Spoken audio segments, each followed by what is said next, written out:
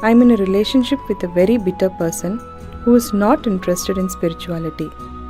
How can I handle my relationship without losing my way on the spiritual path? If your concern is your spiritual growth only, then if you have a demon for your partner, that's the best thing. But your partner, your husband, wife is not just about spiritual growth, you also want to have a pleasant life in the family. Then you have to choose someone whom you like, but any human being on the planet, there is something that you don't like about them, isn't it so? So you use that part of it for your spiritual growth, and the rest of it you enjoy. Just as life. So if your intention is to have a good family, then some rapport is needed between two people, otherwise it won't work. Especially if you have produced children, then rapport is must, otherwise you'll foul the new life that's come up. If you create a foul atmosphere, you'll foul up the new life that is coming up. Nobody has any right to do that actually, but people are doing it. But no human being has any right. You can mess yourself up as much as you want, that's up to you. But you can't mess up a fresh life that's just coming up. So, if you're looking for good life, family life, then one has to find rapport. And that rapport means some areas of commonality at least. But if you're looking for spiritual life, it doesn't matter what kind of person he is, you can use everything for your growth, everything for your growth, if that's all your focus is. But generally your focus is both ways, you want to have a little bit of that and a little bit of this, so mixed fare. So it gets a little complex. So, to build a rapport takes effort, takes compromise, takes love, endurance. Takes endurance, you know. Somebody is constantly like this, you want to build rapport with that person, but you don't want to go his way. That takes lots of endurance. Yes or no? People whom you love are not easy. So what can you do? One thing is to transform yourself in such a way, being in your presence, unknowingly, their cup will turn around.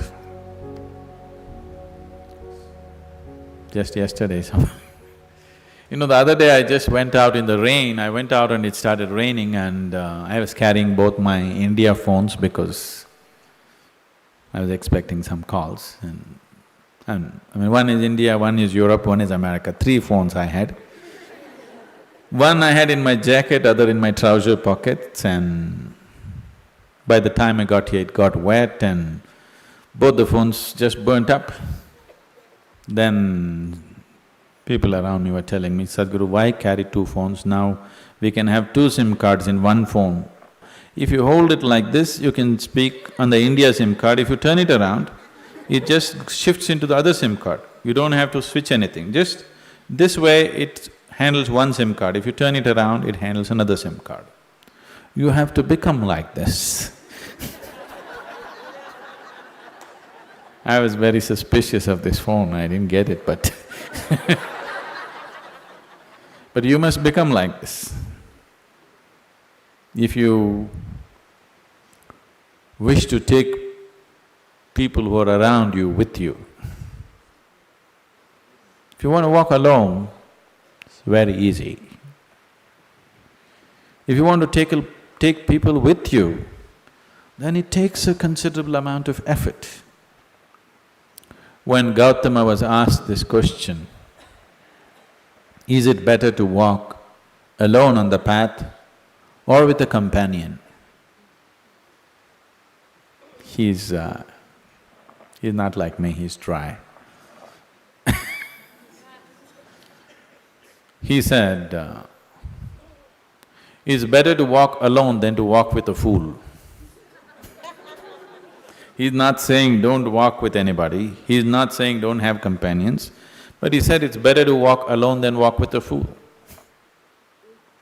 Because they can drain you, they can take such a lot of energy and time, and you don't know, they may be stronger than you and they may take you their way than you taking them your way. There's every possibility, yes? So, I won't say what Gautama said. All I'm saying is, it doesn't matter how you walk, as far as your spiritual process is concerned, anyway you're alone. Nobody is with you. It's only the bodily process, the material process of life, which you can share with people. You come alone and you go alone, isn't it? Even if you have a twin brother or a twin sister, you still come alone and go alone, isn't it so? So when it comes to the spirit, anyway, you walk alone. So don't mix that up. So that part of it you handle well. The material part of it, according to your capability, to what extent you can do it, you do it. They come your way, it's wonderful. If they don't, it's all right, don't grudge them. It's just that you don't have to go that way. Maybe someday, when the doctor tells you your liver is in a bad state, he may seek divine, you know. Yes. Have you seen people who are walking in the morning? Not everybody, there are certain type of people, these are all over 50, 55 age group people. They have become lean and they're walking briskly every day, religiously they are there. These are all people who generally had a cardiac problem. They almost died. Then their doctor told them, either you do this or you're gone. Now their walking is like a religion. Not Sunday morning, every morning. Have you seen those people?